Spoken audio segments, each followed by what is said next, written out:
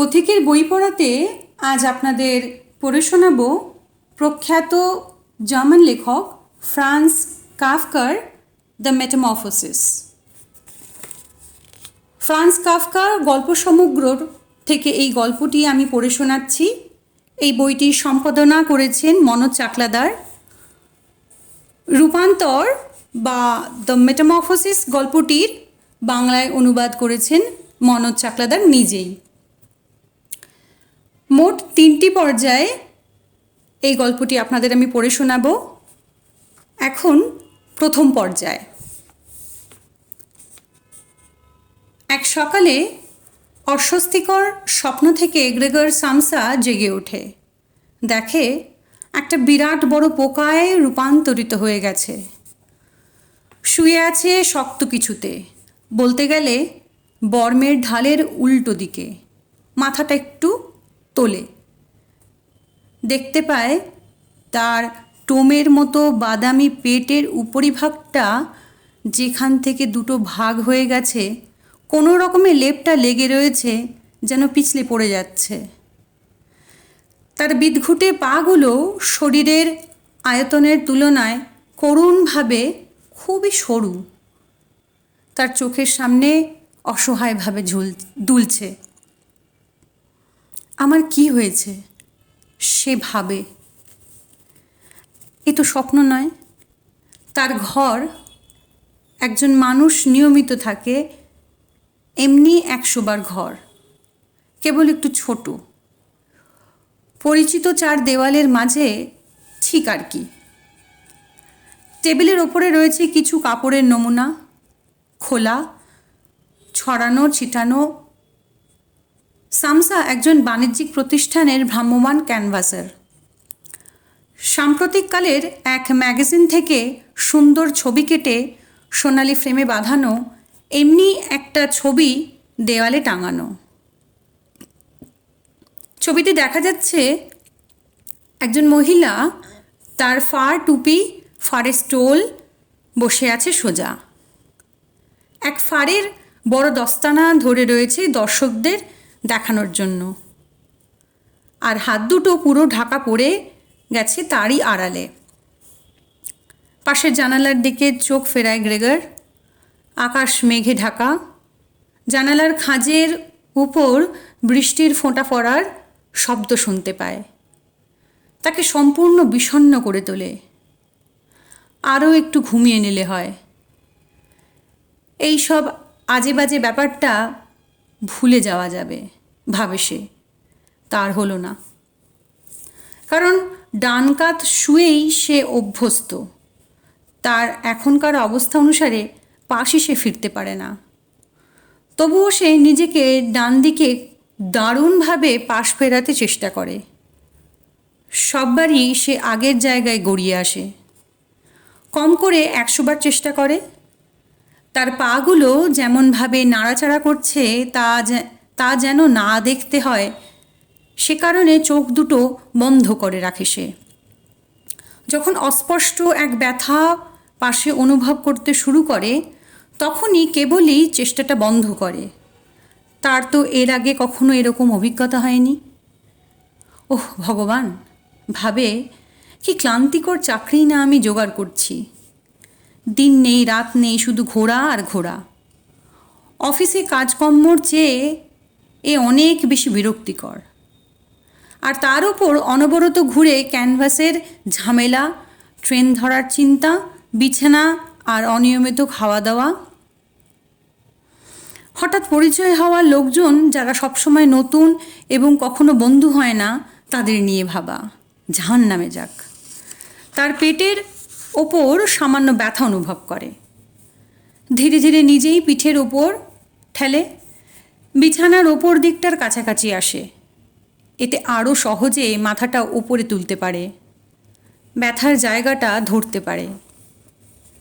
এই জায়গাটা অনেক সাদা সাদা দাগে ভরা। ব্যাপারটা সে বুঝতে পারে না।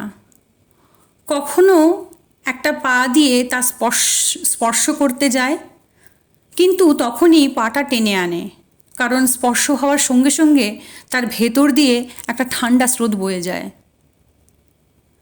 আবার সে তার আগের জায়গাতেই পিছলে পড়ে। এত তাড়াতাড়ি ওঠা, ভাবে সে, এ তো সম্পূর্ণ বোকামি, মানুষের ঘুমের দরকার। অন্য সব ক্যানভাসাররা হারেমের বিবিদের মতো থাকে, যেমন সকালবেলায় যেসব অর্ডার পেয়েছি সেগুলো সব লিখে ফেলি হোটেলে ফিরে এসে। অন্য সবাই ব্রেকফাস্টের জন্য কেবল বসে থাকে। এ নিয়ে আমার বসের সঙ্গে কথা বলার চেষ্টা করা যায়, সেখানে এই মুহূর্তেই আমার চাকরি খতম। যাই হোক, ওটা হলে আমার পক্ষে মন্দ নয়, ভালোই হবে। কিন্তু বলবেটাকে, যদি বাবা মার জন্য আমার নিজেকে সংযত না রাখতে হতো তবে কবেই আমি নোটিশ ধরিয়ে দিতাম। আমি বসের কাছে যেতাম আর তাকে বলতাম যা কিছু ভাবনা রয়েছে আমার। সে তো তাহলে ডেস্ক থেকে পড়ে যেত। কর্মচারীদের সঙ্গে কথা বলার সময় ওপরে বসে থাকা এবং সেখান থেকে কথা বলতেই তারা অভ্যস্ত, বিশেষ করে যখন তাদের কাছে যেতে হয়, কারণ তারা কানে কম শোনে। বেশ, এখনও আশা করা যায়, আশা আছে, কিছুটা টাকা জমাতে পারি তবে। আমার মা বাবার দেনাটা শোধ হয়ে যাবে। আরও 5-6 বছর লাগবে। সব কিছু ফেলে এটা আমি করবই। তারপর আমি অবশ্য সম্পূর্ণ যোগাযোগটা আলগা করে কেটে দেবো। এখন ব্যাপারটা থাক, উঠে পড়াটাই ভালো। আমার ট্রেনটা তো 5টায় ছাড়ে। আলমারির ওপর রয়েছে অ্যালার্ম ঘড়িটা, টিকটিক করছে, সেদিকে তাকায়। হায় পরমপিতা, ভাবে সে, 6:30 বেজে গেছে, কাঁটা দুটো বেশ চলছে। আধ ঘন্টা হয়ে গেল, 6:45 বাজতে চলল। ঘড়িটা কি ঠিকমতো চলছে না? বিছানা থেকে তো দেখা যায় 4টের সময় অ্যালার্ম দেওয়া ছিল। নিশ্চয়ই এটা বন্ধটন্ধ হয়ে গিয়েছিল। হ্যাঁ, তবে কান ঝালা দেওয়ার শব্দের ভেতর কি ঘুমানো সম্ভব? আচ্ছা, ওর ঘুমটা ঠিকঠাক হয়নি। আপাতভাবে আর একটু হলে বোধহয় ঠিক হতো, কিন্তু এখন তার কি করতে হবে? পরের ট্রেনটা যায় 7টাতে। সেটা ধরতে হলে তো পাগলের মতো হুটোপুটি করতে হবে। আর স্যাম্পলগুলোও এখনও বাঁধা ছাদা গোছানো হয়নি। আর নিজেও তো সতেজ আর ঝরঝরে অনুভব করছে না। আর এমন যদি হয় সে ট্রেনটা না ধরতে পারে, বসের বকাঝকা এড়াতে পারবে না। ফার্মের কুলিটা 5টার ট্রেন পর্যন্ত অপেক্ষা করে যাবে, আর সে পৌঁছতে পারেনি সে খবরটা ঠিক দিয়ে দেবে। কুলিটা বসের বড় চামচে, মেরুদণ্ডহীন, নির্বোধ। আচ্ছা, ধরাই যাক, বলা যাবে সে অসুস্থ। কিন্তু সেটা হবে অস্বস্তিকর, সন্দেহের উদ্রেক করবে, কারণ 5 বছরের চাকরিতে সে একবারও অসুস্থ হয়নি। বরং কর্তা নিজেই নিশ্চয়ই সিক ইন্স্যুরেন্স ডাক্তার নিয়ে হাজির হবে। তার বাবা মায়ের কাছে ছেলের আলসেমি নিয়ে সাতকাহন গেয়ে গালমন্দ করবে। সব অজুহাত নাকচ করে দিয়ে ইন্স্যুরেন্সের ডাক্তারকে বলবে, আর ওই ভদ্রলোক তো সব মানুষকে মনে করে গাবদা মালবাহী বলদের মতো। এরকম ক্ষেত্রে সে কি সত্য ভুল? গ্রেগর সত্যিই বেশ ভালোই অনুভব করে কেটে গেছে তার জীবনী ভাব। এই সুন্দর দীর্ঘ ঘুমের পর বেশ তরতাজাই, এমনকি তার খিদেটাও পেয়েছে অস্বাভাবিকভাবেই জব্বর। সামর্থ্য ছাড়াই বিছানাটা ছাড়বে কি না এ কথা বেশ দ্রুত গতিতে এ ভাবনা তার মনের ভেতর চলতে থাকে। অ্যালার্ম ঘড়িটায় সবে 6:45 বেজে গেছে। তার বিছানার মাথার পেছনে দরজায় একটা মৃদু টোকা পড়ে। গ্রেগর। এক স্বর শোনা গেল, এ তার মায়ের গলা। 6:45 বেজে গেছে, তুমি কি ট্রেন ধরবে না? কোমল স্বর। তার গলার স্বর শুনে আহত হয় গ্রেগর।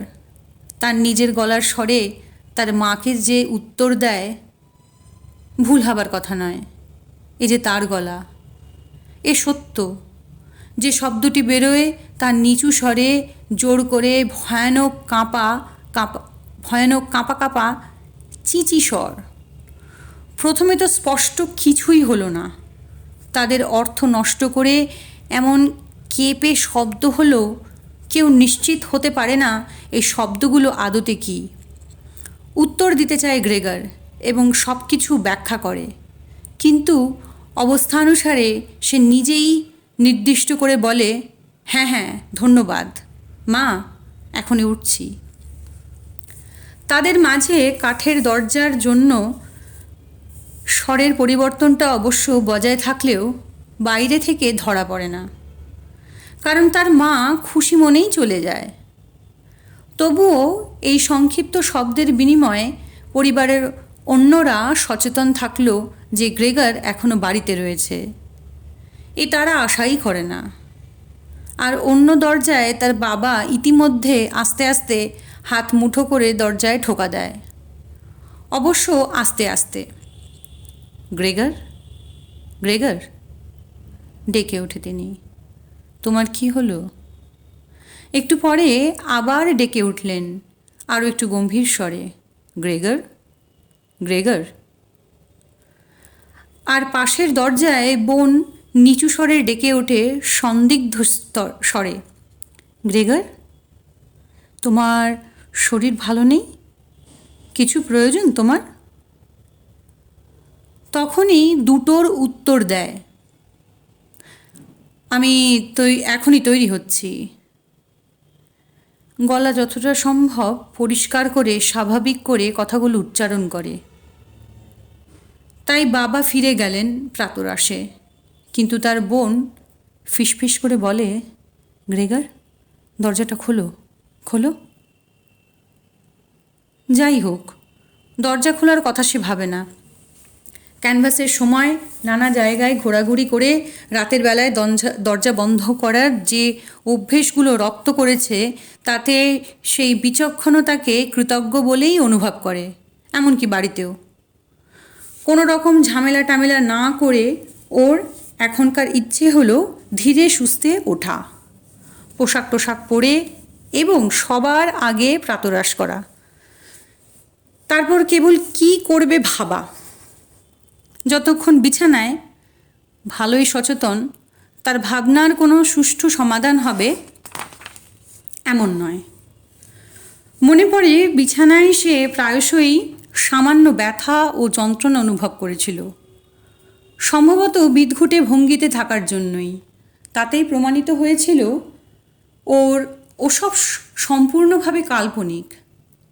ও একবার উঠে পড়লেই শেষ হয়ে যাবে। আগ্রহ ভরে সামনের দিকে তাকায়। আজ সকালের ভুলভাল দেখা ক্রমশই তা কমে যাচ্ছে। তার স্বরের বদলটা কিছু নয়, কিন্তু ওটা বেশ ঠান্ডা লাগার দরুনি। বাণিজ্যিক ক্যানভাসারদের এটা নিত্য ব্যাপার স্যাপার। এই যন্ত্রণা এ কাজের অঙ্গ। সন্দেহ নেই এটার সেটাই সম্ভাবনা। লেপ থেকে বেরোনো বেশ সহজ, কেবল একটু নিজেকে ছড়াতে হয়, তবে ওটা নিজেই পড়ে যাবে। পরেরটা হয়ে যাবে কঠিন, বিশেষত কারণ এতই সে অস্বাভাবিক চওড়া আকার হয়ে উঠেছে। নিজেকে চাগানোর জন্য তার তো বাহুর দরকার, হাতের দরকার। তার বদলে রয়েছে কেবল খুদে খুদে কতগুলো পা। সেগুলো সব দিকে ক্রমাগত লাফাচ্ছে লাফাচ্ছে, কখনো থামছে না, আর সে নিয়ন্ত্রণও করতে পারছে না। যখন তাদের একটিকে বাঁকাবার চেষ্টা করে, প্রথম টান নিজে সোজা করে টানতে হয়। তা করার জন্য অবশেষে সে কি সফল হয়েছিল? সে কি চেয়েছিল অন্য পাগুলো সব ইতিমধ্যে দুলতে থাকে, আরও প্রবলভাবে ক্ষুব্ধ হয়ে লাফাতে থাকে?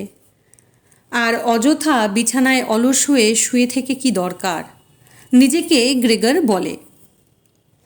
ভাবে প্রথমে তার শরীরের নিচের অংশটা বিছানার থেকে বের করতে পারবে, কিন্তু নিচের অংশটা এখনও সে দেখেনি, আর তার সম্পর্কে কোনো স্পষ্ট ধারণাও করতে পারেনি।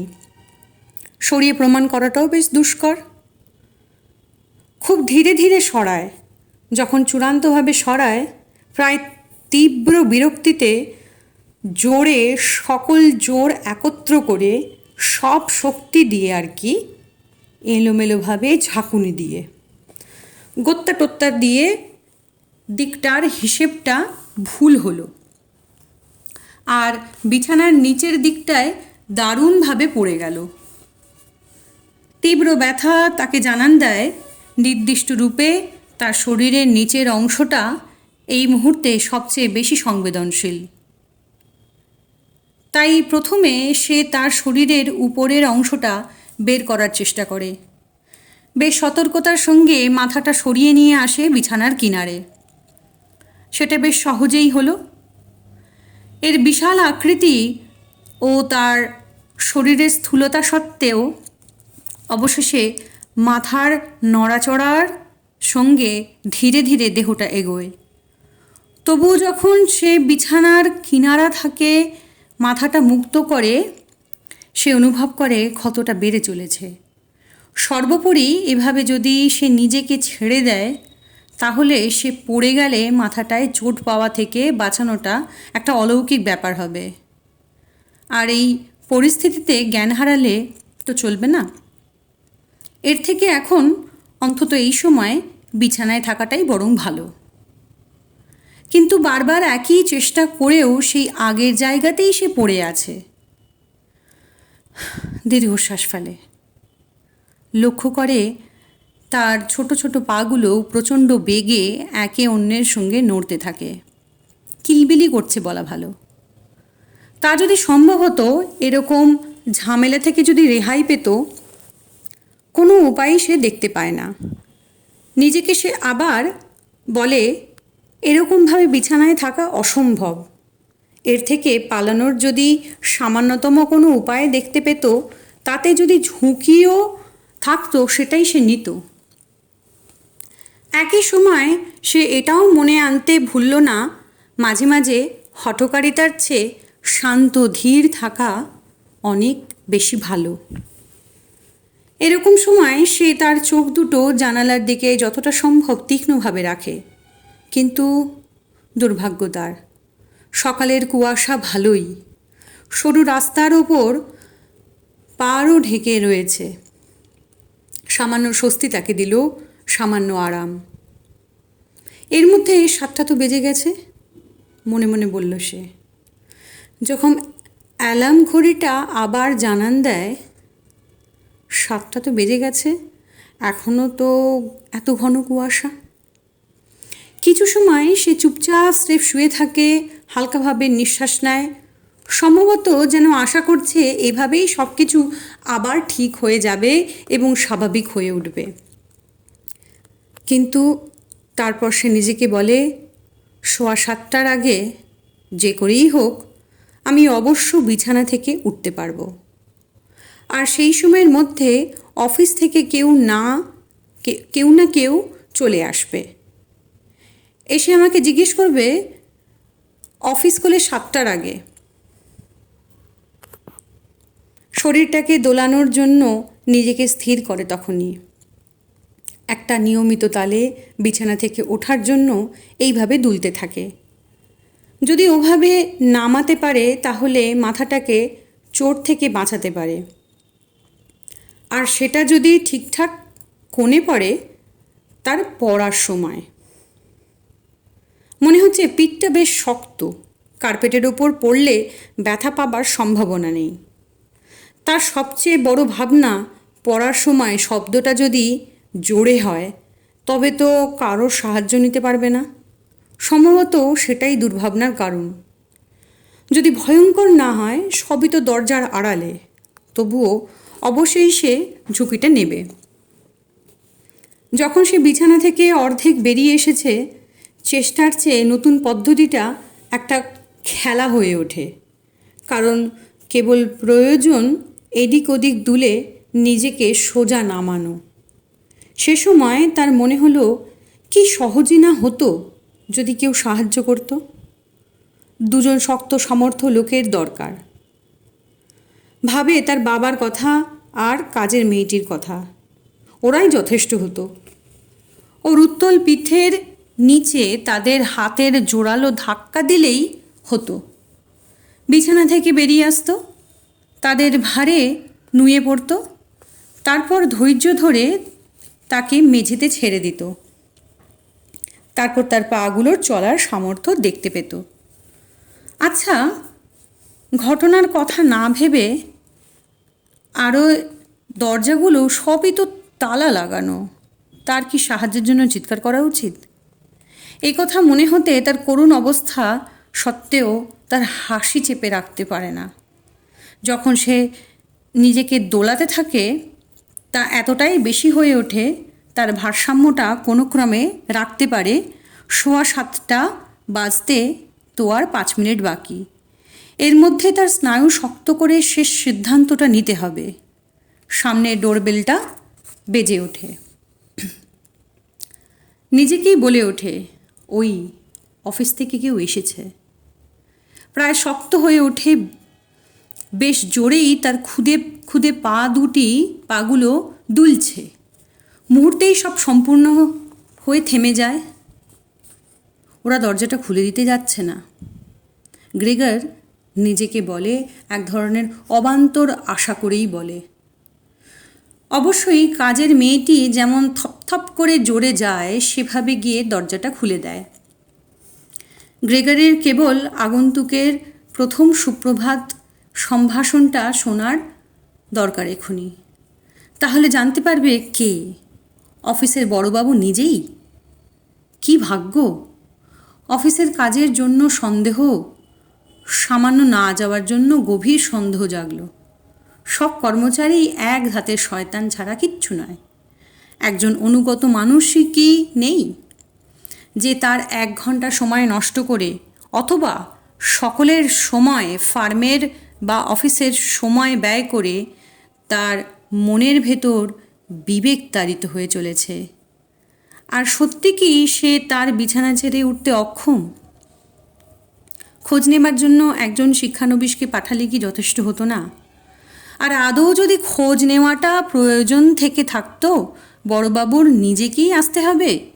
এইভাবে পুরো পরিবারকে, একটা নিরীহ পরিবারকে জানান দেওয়া, এরকম এক সন্দেহের বাতাবরণ তৈরি করে পরিস্থিতিকে অনুসন্ধান, এমন এক সন্দেহ যে অন্য কেউ না এসে হাজার কাজ ফেলে আমাকে আসতে হয়েছে।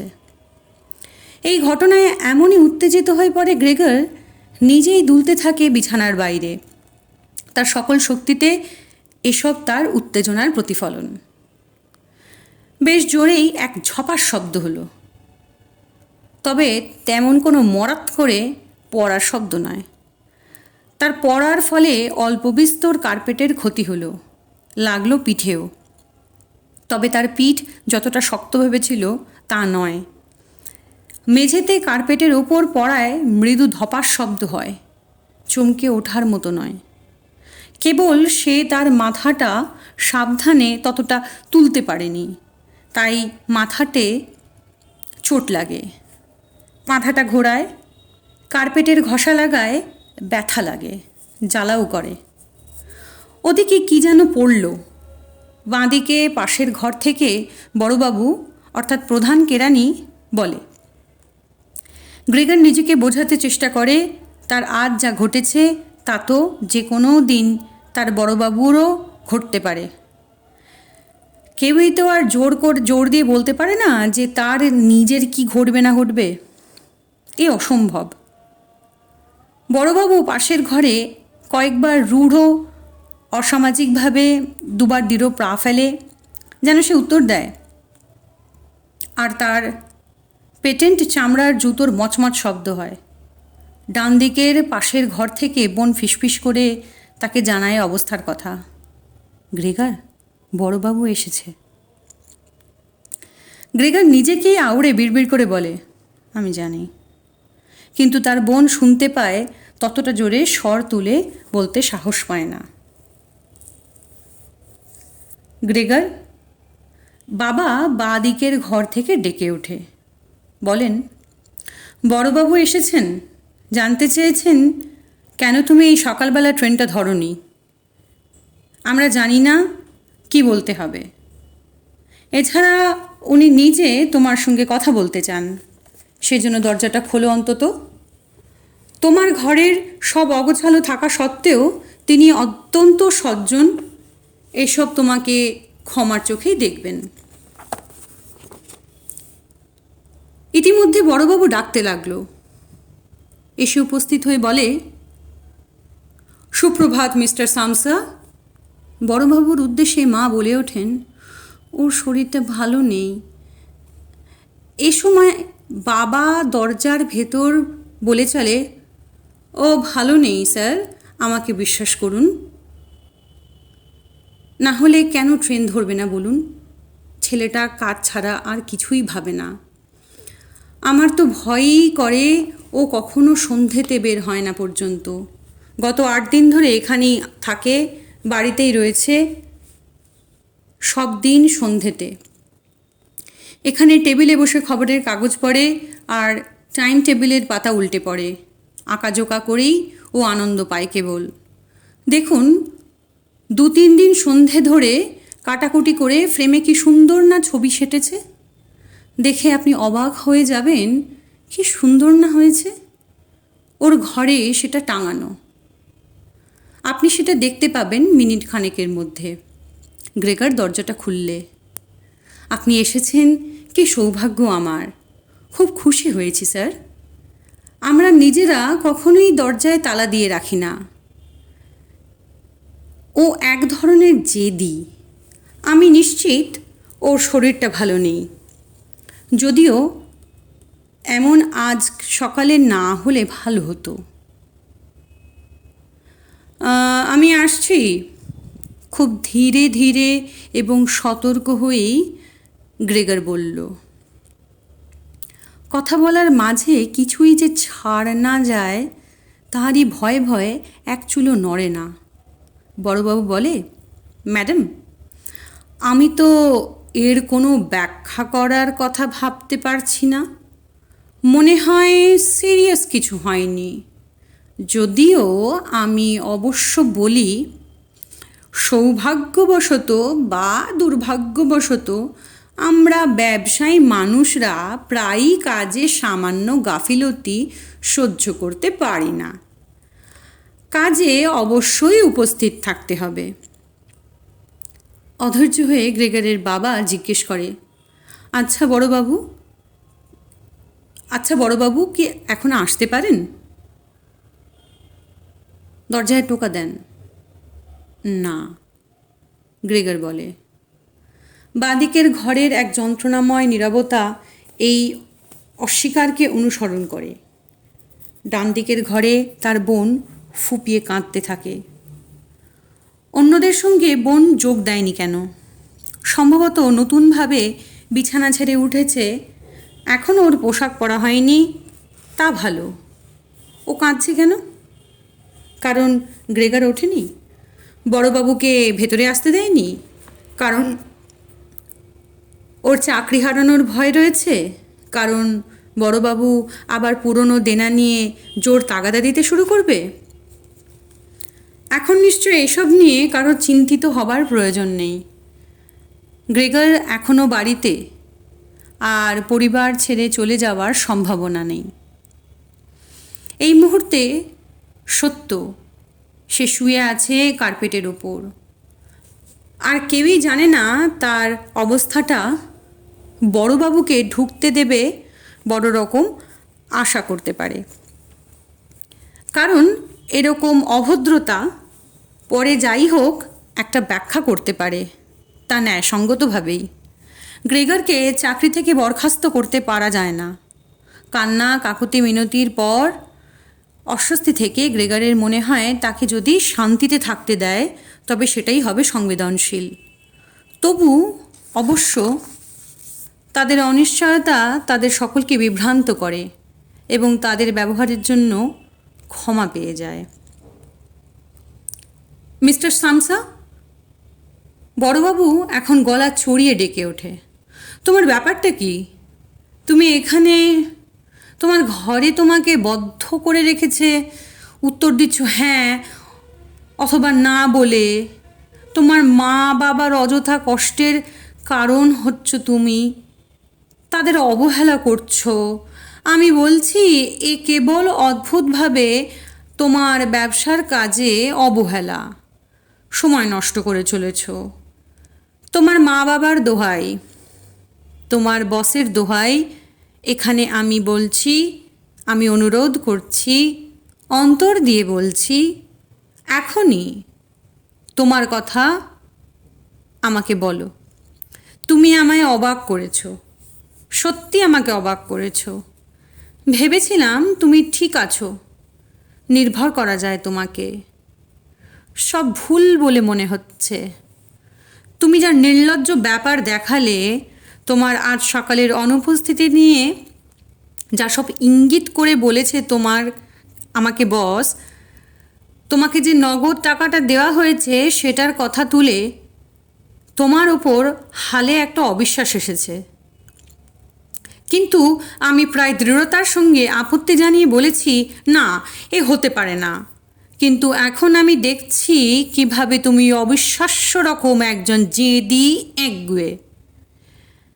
এক মুহূর্তও তোমার সঙ্গে এতটুকু থাকার ইচ্ছে আমার নেই। ফার্মে তোমার অবস্থা বলা যায় না। এসেছিলাম তোমাকে সব ব্যাপারগুলো ব্যক্তিগতভাবে বলবো, এরকমই ইচ্ছে ছিল। তখন থেকে তুমি আমার সময় নষ্ট করেছো এত অকারণে। আমি ভেবে পাচ্ছি না কেন তোমার বাবা মা এসব না শোনা উচিত। কারণ কিছু সময় হলো তোমার কাজকর্ম অত্যন্ত অসন্তোষজনক। বছরের এই সময়টা কখনো ব্যবসার কাজে ঢিলে ঢালা ফেলে রাখা যায় না। অবশ্য আমরা মানি বছরের একটা সময় একদম ব্যবসা দেয় না, সেটা তো এ সময় নয় মিস্টার সামসা। অবশ্য তা তো সব সময় থাকবেও না। কি স্যার? চিৎকার করে ওঠে গ্রেগার। এছাড়া তার ব্যথা ইত্যাদি সব কিছু ভুলেই বলে ওঠে, এখনই আমি দরজাটা খুলতে যাচ্ছি। সামান্য অসুস্থতা ম্যাজ করছে, ভাবটা আমাকে আটকে রেখেছে। এখনও আমি বিছানায় শুয়ে আছি, কিন্তু আবার আমি পুরো ঠিক আছি অনুভব করি। এখন আবার বিছানা থেকে উঠছি। আর দু এক মুহূর্ত সময় দিন কেবল। যেমনটা আমি ভেবেছিলাম ততটা ভালো নেই, কিন্তু আমি ঠিকই আছি। সত্যি ওরকম একটা জিনিস কি বিপদে হঠাৎ করে ফেললো না?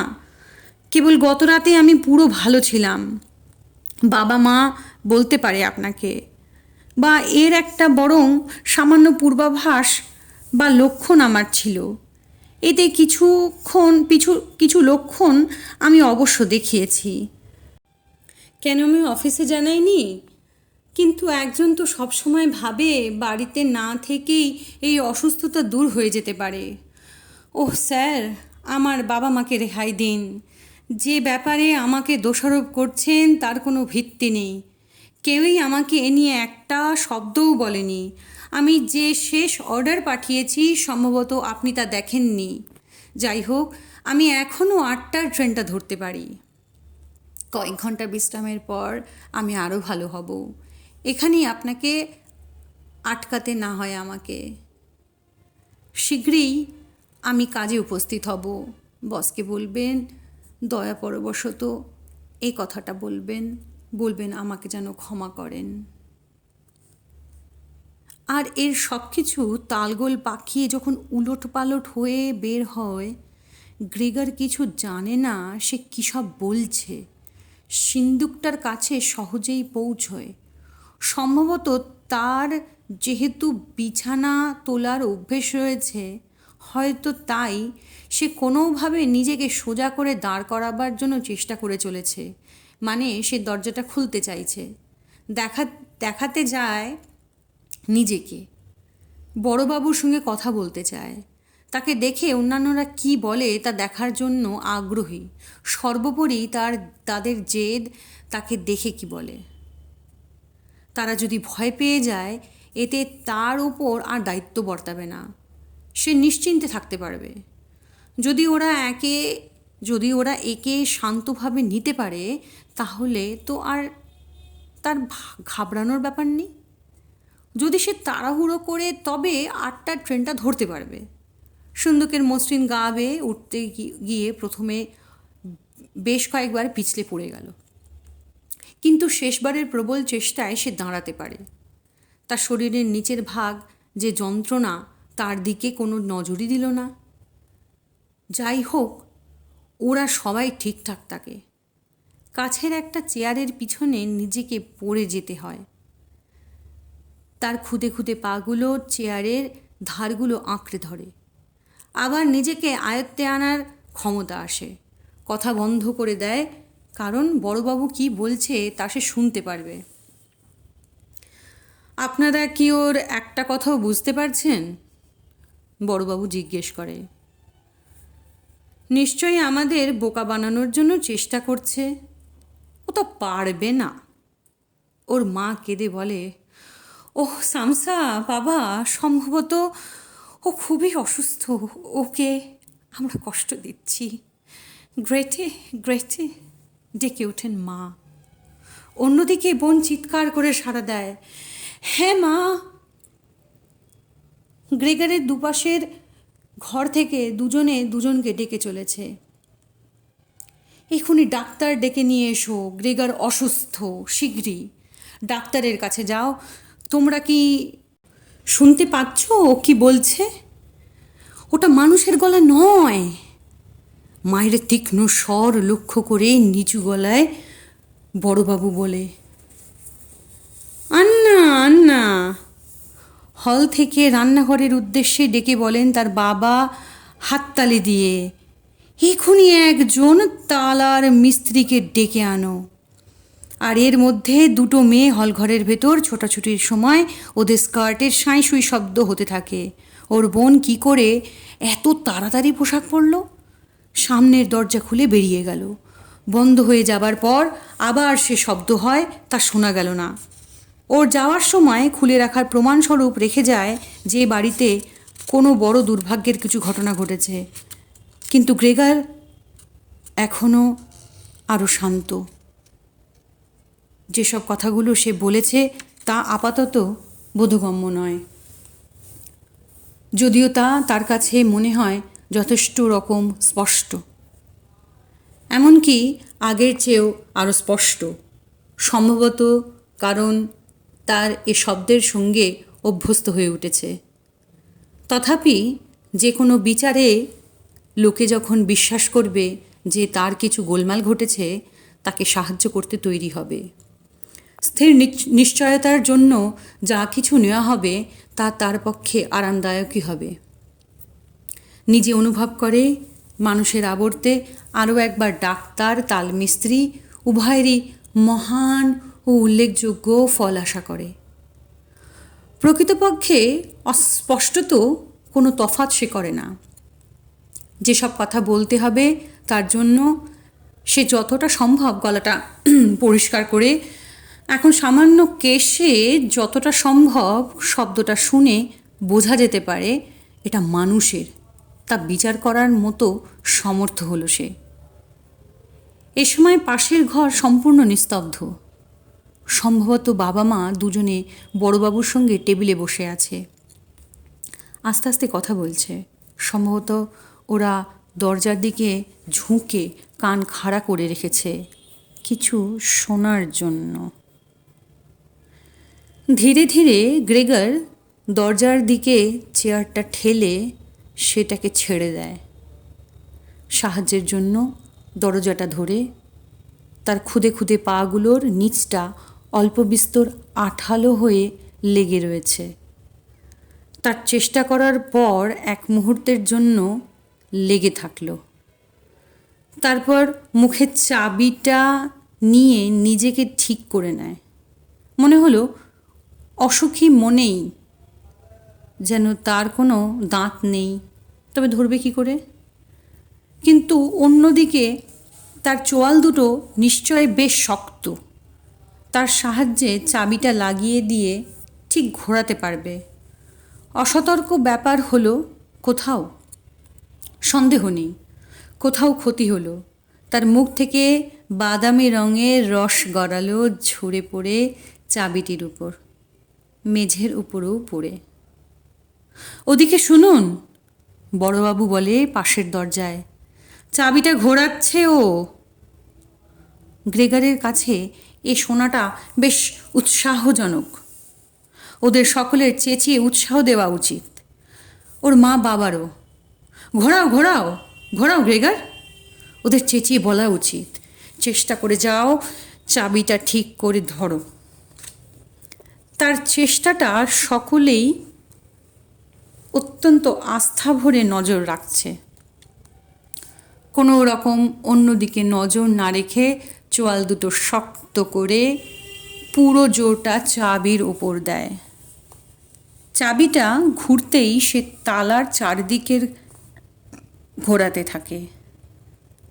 মুখ দিয়ে কেবল চেপে রাখে, চাবিটা ঠেলে ধরে যেমনটা দরকার, বা শরীরের সমস্ত ওজন আবার চাপিয়ে দেয়।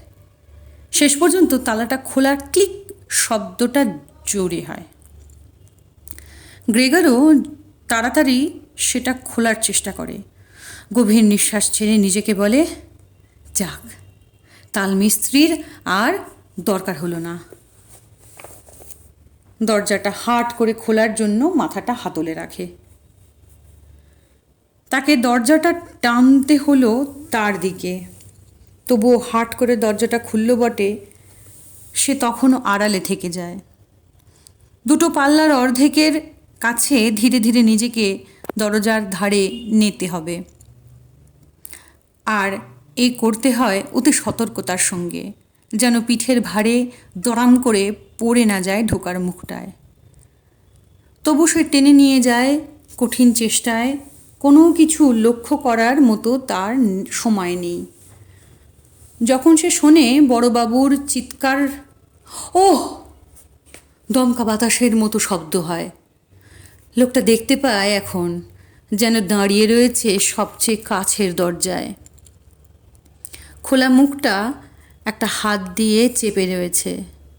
ধীরে ধীরে পেছনে সরে যায়, যেন কোনো এক অদৃশ্য সবল চাপ তাকে পেছন টেনে নিয়ে যায়। ওর মা বড়বাবু থাকা সত্ত্বেও চুল বাঁধেনি, ছড়িয়ে রয়েছে চারিদিকে। প্রথম হাত দুটো জোর করে চেপে থাকে, বাবার দিকে তাকায়, তারপর দুপা এগিয়ে এলো গ্রেগারের দিকে। মেঝেতে ঝুলে থাকা স্কার্টের ওপরে হুমড়ি খেয়ে পড়ে। ওর স্তনের ওপর তার মুখটা আড়াল হয়ে থাকে। বাবার মুখটা ভয়ানক ভয়ে বিভৎস হয়ে হাত দুটো মুঠো হয়ে যায়,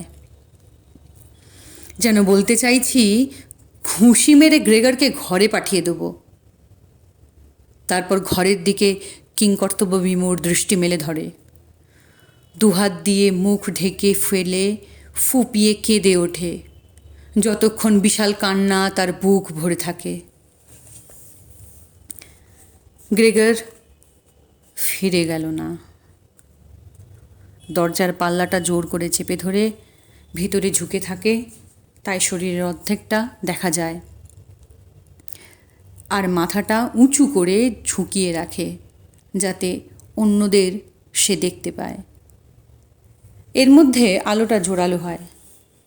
রাস্তার অন্য পারে একদিকে স্পষ্ট দেখা যায় দীর্ঘ লম্বা হয়ে শেষ হয়ে গেছে, বিপরীতে রয়েছে ঘন ধূসর এক বাড়ি।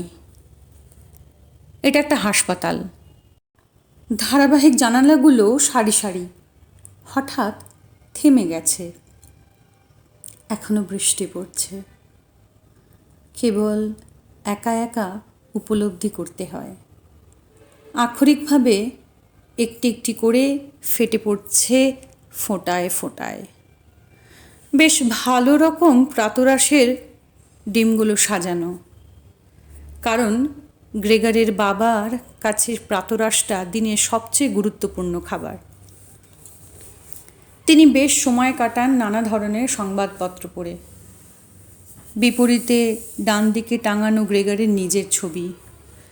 মিলিটারি সার্ভিসে থাকাকালীন যেমন লেফটেন্যান্ট হিসেবে হাতে তরবারি, মুখে একটা নিশ্চিত হাসি, যেন তার পোশাককে শ্রদ্ধা করতে বলে এবং মিলিটারি আচরণকে সম্মান জানাতে আহ্বান করে। হলঘরের দরজাটা খোলা, সামনেটা যে কেউ দেখতে পারে। সামনের দরজাটাও খোলা। নেমে গেছে, আর নেমে যাওয়ার সিঁড়ির শুরুর অংশটুকু। বেশ, গ্রেগর বলে। সব জেনেই সেই কেবল স্থৈর্য রেখেছে। এক্ষুনি আমি পোশাক পরে নিচ্ছি, স্যাম্পলগুলো গুছিয়ে নিয়ে রওনা দিচ্ছি। আমাকে কেবল যেতে দিন। দেবেন? দেখবেন স্যার, একগুঁয়ে নই আমি কাজ করতে চাই। ক্যানভাসারদের জীবনটা বেশ কষ্টকর, তবুও আমি এছাড়া বাঁচতে পারি না। স্যার, আপনি কোথায় যাচ্ছেন? অফিসে? হ্যাঁ, আপনি যা দেখলেন তাই তো গিয়ে বলবেন। সাময়িকভাবে কেউ হয়তো অসমর্থ হয়ে থাকতে পারে, সেটা দিয়ে কেবল আগের কাজগুলো বিচার করা ঠিক নয়। এটা একটু সহ্য করে নিলে পরে যখন তার অসুবিধাগুলো দূর হয়ে যাবে, দেখবেন সে নিশ্চয়ই আরও পরিশ্রম করতে পারবে, মনোযোগ দিতে পারবে। অনুগত হয়ে বসের সেবা করতে বাধ্য আমি, আর আপনি ভালো করেই জানেন। এছাড়া আমাকে বাবা মাকে ও বোনকে দেখতে হবে, ওদের চালাতে হবে। আমি খুব অসুবিধায় আছি, দেখবেন। আমি কিন্তু আবার এর থেকে বেরিয়ে আসব। আমার ক্ষতি হয় এমন কিছু করবেন না যাতে ওদের ক্ষতি হয়। ফার্মে আমার সমর্থনে বলবেন। ক্যানভাসাররা তো ওখানে জনপ্রিয় নয়, আমি জানি। লোকেরা মনে করে ক্যানভাসাররা থলে ভর্তি টাকা রোজগার করে আর তারা শুধু ভালো সময়ই কাটায়। তাদের ভুল ধারণা ভাঙবার জন্য কোনো বিশেষ কারণ নেই। কিন্তু আপনি স্যার অন্যান্য কর্মীদের চেয়ে একটু বেশি যুক্তিসঙ্গত আচরণ করুন। হ্যাঁ স্যার, স্থির বিশ্বাস নিয়ে আমায় বলতে দিন বস। নিজে মালিক হয়ে তার কর্মচারীদের একজনের বিরুদ্ধে সহজেই যে রায় দিয়ে থাকেন, তার চেয়ে আপনার বিবেচনা ভালো। আর আপনি তো ভালো করেই জানেন ক্যানভাসারদের প্রায় সারা বছর কোনো সময়ই অফিস চত্বরটায় দেখা যায় না। আর তাই সহজেই নানা রকম কদর্য উক্তির তাদের সম্পর্কে কুৎসা ভিত্তিহীন অভিযোগ করা হয়। এ তাদের দুর্ভাগ্য। আর সেই সব সম্পর্কে প্রায়শই কিছুই জানেন না। যখন সে তার ঘোরা শেষ করে আসে ক্লান্ত হয়ে, তখনই সে তাদের বিশ্রী ফলগুলোর যন্ত্রণা ভোগ করে। তার মূল কোথায় তার সে খুঁজে পায় না। স্যার, স্যার, আমার সঙ্গে একটা কথা বলে যাবেন না? আমাকে দেখান অন্তত আপনি আমার সম্পর্কে ঠিক ভেবেছেন।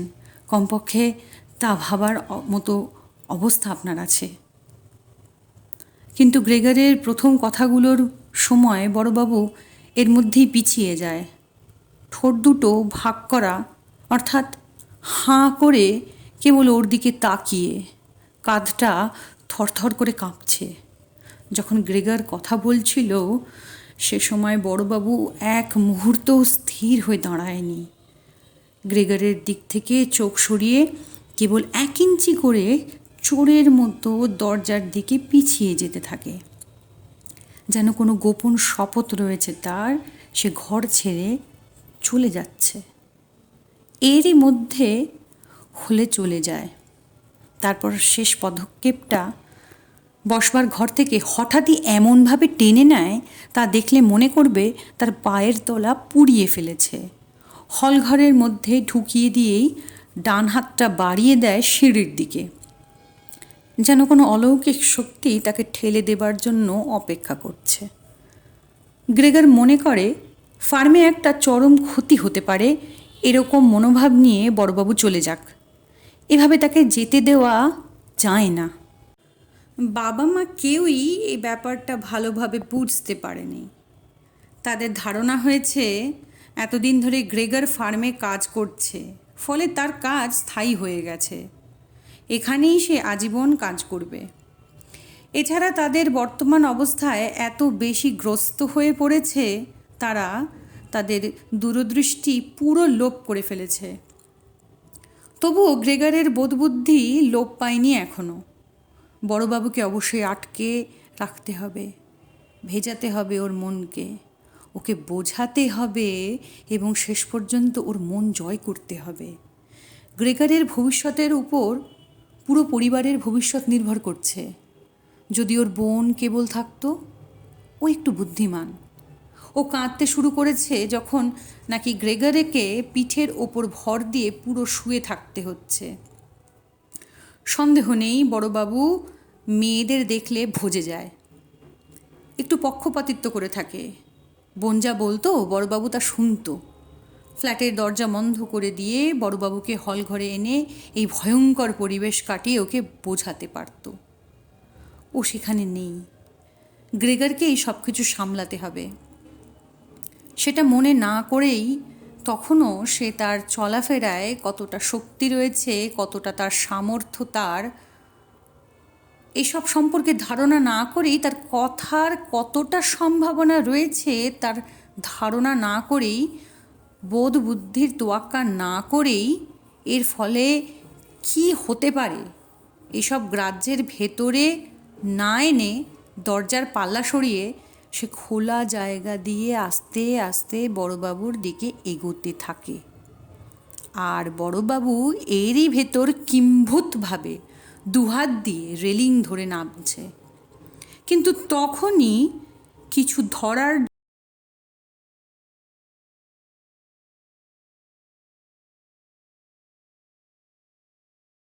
সে পড়ে যায়। আজকে সকালে প্রথমবারের অভিজ্ঞতায় সে শারীরিক আরাম বোধ করে। পড়ে যায় না, পায়ের তলায় বেশ শক্ত ভূমি। আনন্দের সঙ্গে সে দেখে পাগুলো পুরো অনুগত, যেদিকে সে চাইছে সেদিকেই চালনা করতে পারা যাচ্ছে।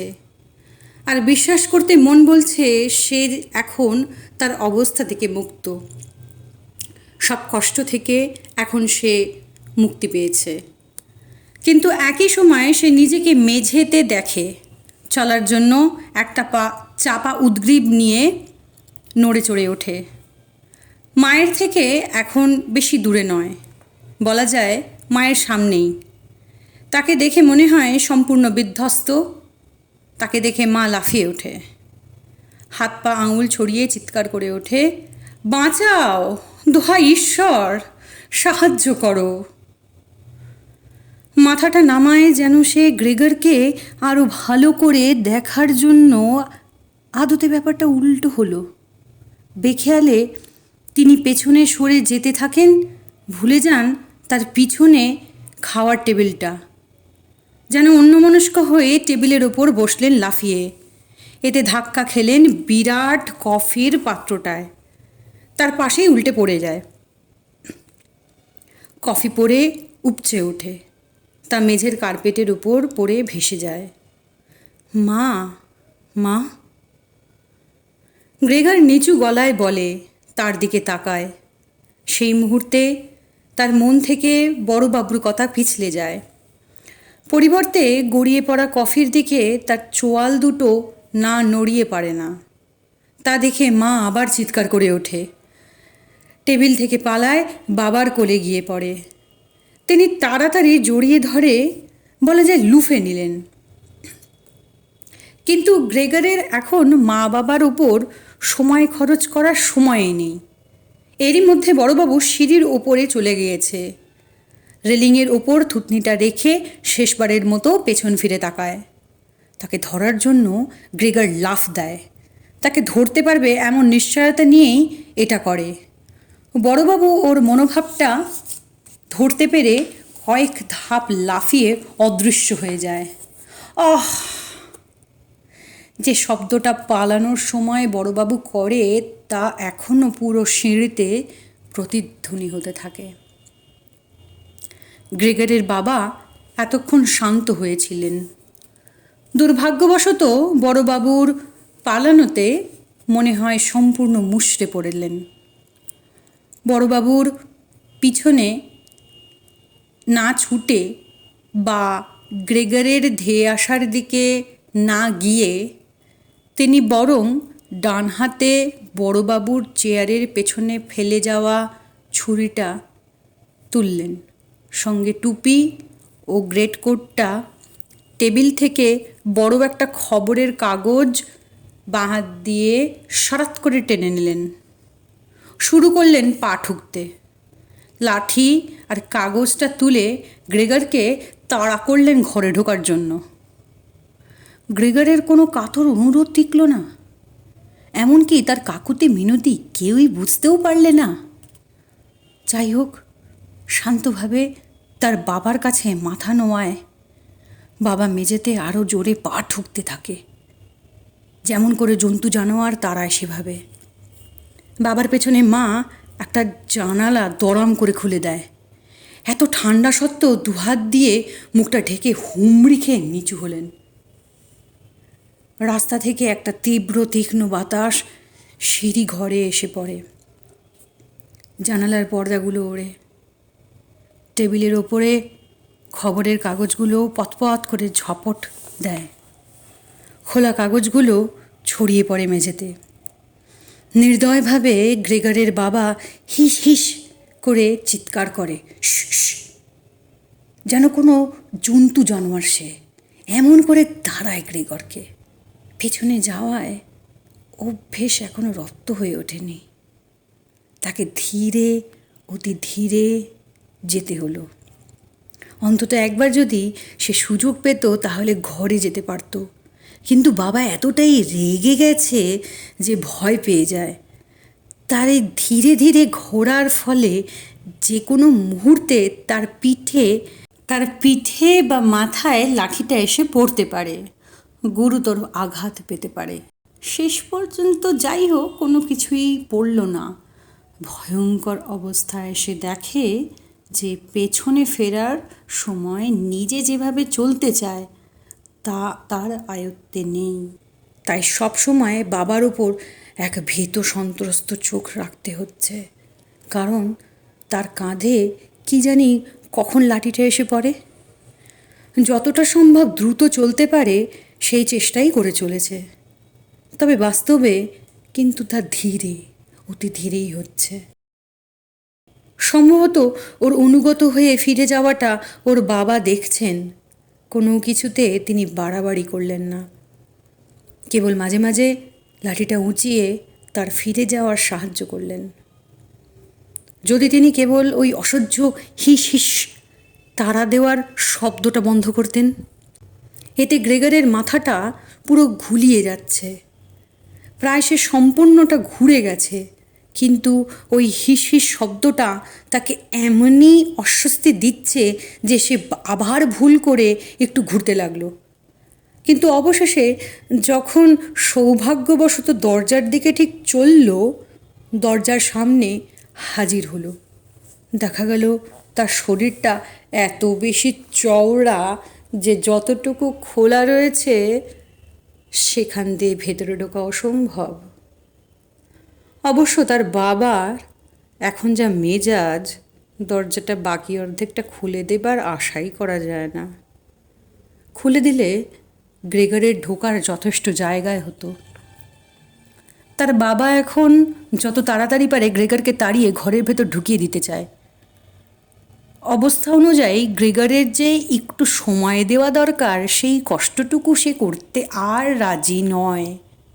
হতে পারে গ্রেগর এগিয়ে যাওয়ায় যে ইচ্ছেটা রয়েছে তার জন্য অপেক্ষা করতে চায় না, সেই জন্যেই তার তো চেঁচামেচি, যেন তার সামনে কোনো বাধা নেই। আর গ্রেগরের কাছে মনে হচ্ছিল এখন আর শুধু বাবার গলার মনে হচ্ছে না, সত্যিই এটা কোনো রসিকতা নয়। গ্রেগরের নিজেই নিজেকে ধাক্কা দিয়ে চলেছে। কি হতে পারে? দরজার ভেতর দিয়ে এক প্রবল চেষ্টা করে। শরীরের একটা দিকে উঠে এলো, তার পাঁজর তার উরুতে ঘষা লেগে ছড়ে যায়। সাদা দরজায় লেগে যায় লাল রক্তের দাগ। শীঘ্রই আরও জোরে লাগে। ওর বাঁ দিকটা আদৌ সে নাড়াতে পারে না।